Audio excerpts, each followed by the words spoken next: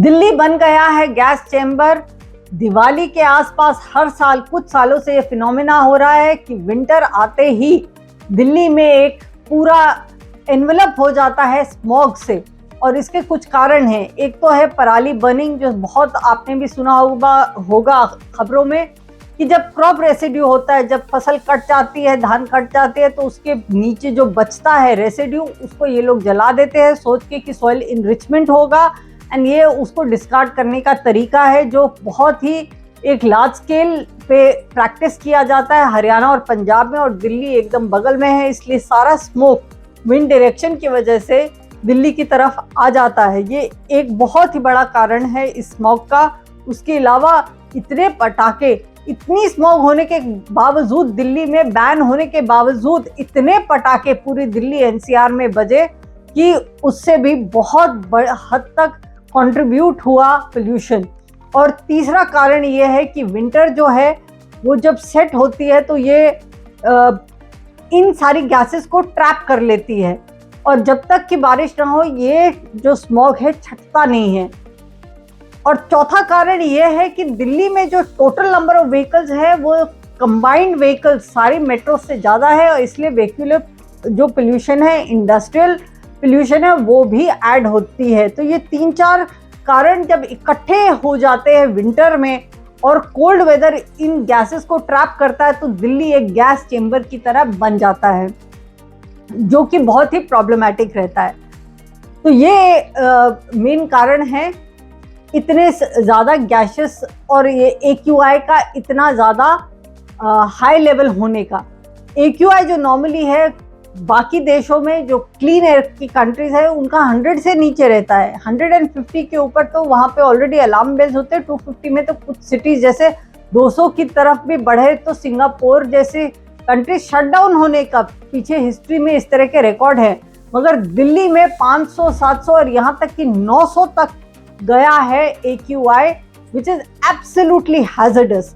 और इसके इल इफेक्ट्स, इसके हेल्थ रिपरकशंस क्या होते हैं, वो मैं आज आपके साथ डिस्कस करूंगी। पहला तो होता है जो हेल्थ रिपरकशन होता है वो एक शॉर्ट टर्म होता है कि आपको उसी समय क्या क्या प्रॉब्लम हो सकती है। रेस्पिरेटरी क्या हो सकते हैं, ब्रोंकाइटल प्रॉब्लम हो सकते हैं, कफिंग हो सकता है, आईज में आपके बर्निंग सेंसेशन होता है, आपके थ्रोट में कफिंग होती है। इस तरह के जो होते इमीडिएट इफेक्ट्स होते हैं इस तरह की पोल्यूशन के साथ। मगर ये सिर्फ जो इफेक्ट्स हैं वो क्रॉनिक भी बन सकते हैं और लंबे टाइम पर और लॉन्ग टर्म उसके फॉलोआउट्स भी होते हैं। एक तो इसमें क्रॉनिक ऑब्स्ट्रक्टिव पल्मोनरी डिसीज जो COPD बोलते हैं, जिसे COPD बोलते हैं, उसका एक बहुत ही बड़ा फैक्टर होता है एयर पोल्यूशन, जिसमें शॉर्टनेस ऑफ ब्रेथ भी होती है और कार्डियोवैस्कुलर प्रॉब्लम्स भी शुरू हो सकती हैं। इसमें जो अगर आप ऑलरेडी प्री एग्जिस्टिंग मरीज हैं, मतलब कि आप अगर ऑलरेडी एस्थमेटिक हैं या ऑलरेडी आपको ब्रोंकाइटल प्रॉब्लम है, तो Delhi is a hazardous zone for you. आपको निकल जाना चाहिए इन दिनों में, क्योंकि ये इमीडिएटली एग्रेवेट कर सकता है आपकी कंडीशंस को, और कहीं ना कहीं आगे जाके आपकी जो लॉन्ग टर्म हेल्थ है उस पर भी इसके काफ़ी रेपरकशन हो सकते हैं। इनफैक्ट जो बच्चों के भी आजकल के बच्चे जो हो रहे हैं, people are saying they are turning out to be more asthmatic. पहले इतने एजमा के केसेस नहीं होते थे, मगर आजकल के हर दूसरे, तीसरे, चौथे केस में बच्चों को कोई ना कोई इस तरह की प्रॉब्लम्स ऑलरेडी इमर्ज कर रही है। इनफैक्ट आज के टाइम पे जो डॉक्टर्स हैं वो कह रहे हैं कि नॉर्मल केस जो बच्चों के आते थे to for checkup for such cases 30% उसमें इमीडिएट इंक्रीज है इस पीरियड के आसपास। उसके अलावा जो रेस्पिरेटरी प्रॉब्लम्स होती है उसमें लॉन्ग टर्म इम्पैक्ट हो सकता है आपके लंग्स पे।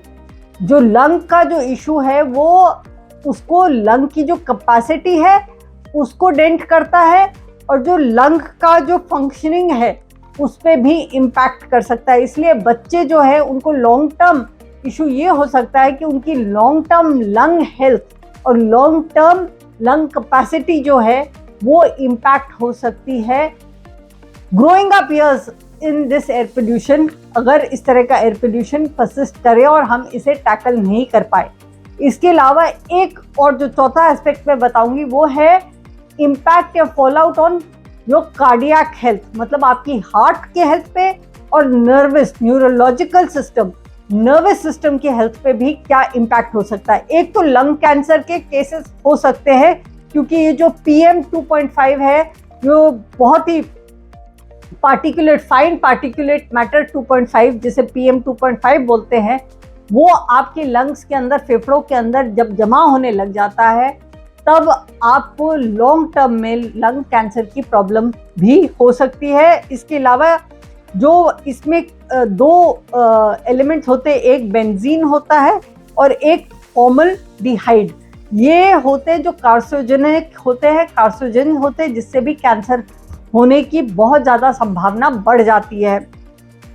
और जो न्यूरोलॉजिकल डिसऑर्डर्स हैं उसमें न्यूरो डीजेनरेटिव डिजीजेस, मतलब आपके नर्वस सिस्टम का धीरे धीरे जल्दी डिजेनरेशन होना, उस डिजेनरेशन का एक्सेलरेशन होना, और कॉग्निटिव डिक्लाइन, मतलब आपको याददाश्त में भी आपकी इम्पैक्ट हो सकता है, क्योंकि आपका नर्वस सिस्टम इम्पैक्ट हो जाता है तो आपको लॉन्ग टर्म मेमोरी या एकदम कुछ चीज़ें याद रहना, उसमें काफ़ी हद तक इसका एक फॉल आउट हो सकता है।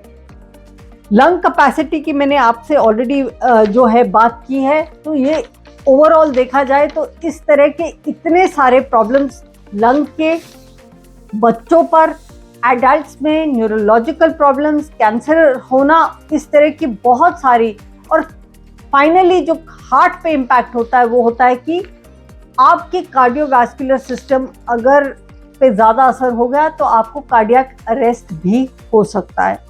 तो इस कारण से इसमें अब 2-3 तरीके हैं, हमें इस प्रॉब्लम को जड़ से निकालना ही होगा। पराली का जो इशू है वो गवर्नमेंट लेवल पे रिजॉल्व होना चाहिए, उसके कोई ना कोई और तरीके निकलने पड़ेंगे कि हम पराली को किस तरह से और हम उसको ख़त्म कर सकते हैं विदाउट बर्निंग इट। इस पे भी ऑलरेडी काफ़ी रिसर्च चल रहा है, मगर we need to accelerate it. उसके अलावा कुछ और मेजर्स होने चाहिए, जैसे वेहिकुलर, इन्होंने ऑड इवन कहा है।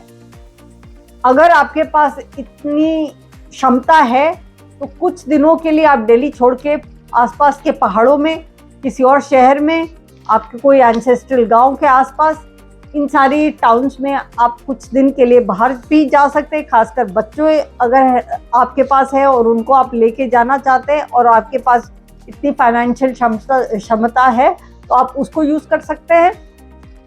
मगर पटाखे ज़रूर हमें कम करने चाहिए। दीपावली एक बहुत ही पावन त्यौहार है, उसको हमें दीपों से और पूजा से और मन के अच्छे भाव से, मिठाई से, शुभ भावना से करना चाहिए उसको, पटाखों की बजाय, क्योंकि पटाखों से एनिमल्स, बर्ड्स, इन पे भी बहुत एडवर्स इफेक्ट होता है, हमारा स्वास्थ्य भी खराब होता है। और उसके अलावा अभी इतने सारे एनिमल्स के ऊपर इतना रिपोर्ट आया है कि कितने लोगों, कितना उनकी मेंटल, कितना स्ट्रेस लेवल एनिमल्स का और बर्ड्स का हाई हो जाता है जब क्रैकर्स की साउंड सुनते हैं।